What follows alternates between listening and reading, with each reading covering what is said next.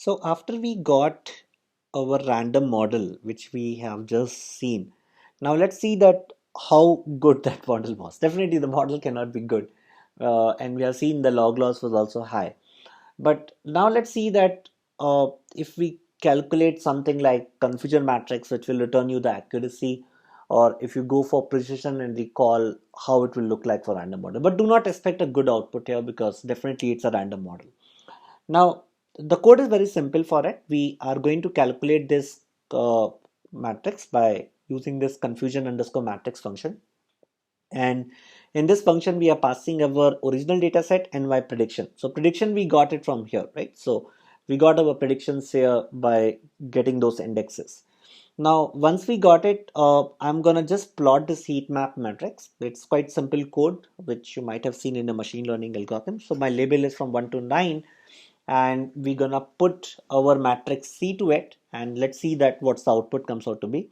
Now, this is my output. So you can see that it's a 9 cross 9 output, and your basically this axis, y axis includes your original class, and this part is your predicted class. So if you look at this, definitely I do have some coloring code here that if the value is going to be kind of higher, then it's going to be blue color, otherwise yellow color. So I want my diagonal element to be always high, right? So that's the main thing basically which I look at, because what does this diagonal element tell us? It means that there are 10 values which, if you look at this part, this means that there are 10 values which are actually belonging to class 1, and they in the original class also they belong to class 1. So they are 10 in number. And similarly you can look at the other part, and you can see with this that it's do not look that great. So all these values here and here are errors, right, where we my prediction have not definitely happened correctly. So this is my accuracy. So you might be seeing your accuracy confusion matrix a lot while you were solving your normal small case studies when you're solving your machine learning courses, but here this is going to be a little huge because my it's a multi-class classification problem. Now let's go ahead and see few further things.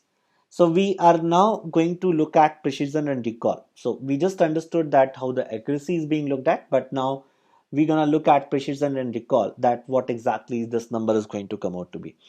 So my precision is another matrix where we computed again the matrix B, and we are going to calculate this precision matrix.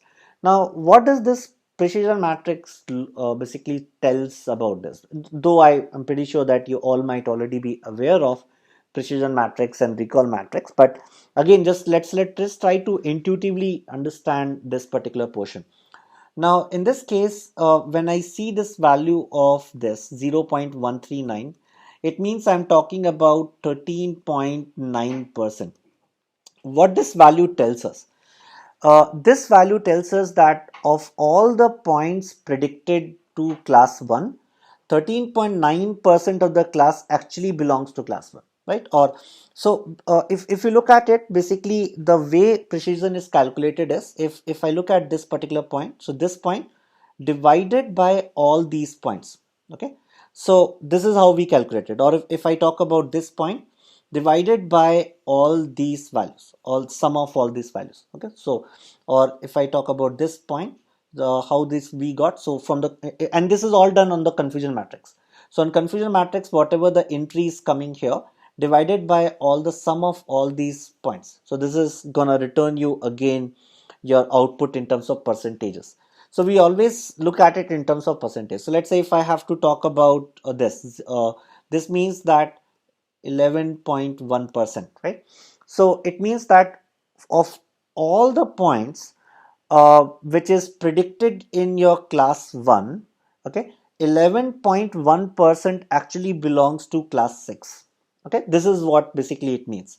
Now let's go and look at your recall. Again, this is very similar to this, but only difference is on the confusion matrix, again on the values what you're getting. So let's say if I have to calculate the recall on this data point, so this value divided by sum of all these values like this. So it's just it's a row wise thing which happens, and when we were talking about precision, it was column wise division. So now if I go back and again look at this, my recall values, so we got basically these values as again the same explanation, like if I have to look at this point, so divided by sum of all these points on your confusion matrix. So that's how we calculate it. Now, how we can infer this?